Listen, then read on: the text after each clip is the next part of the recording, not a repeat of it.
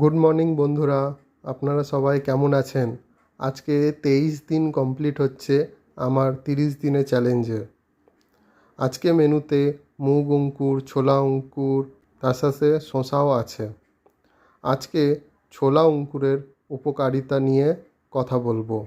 শরীরে শক্তি বাড়ায়, হজম ভালো রাখে, ওজন নিয়ন্ত্রণে সাহায্য করে, পেশি গঠনে সাহায্য করে, রক্তে শর্করার নিয়ন্ত্রণে সাহায্য করে, ত্বক ও চুলের জন্যে ভালো।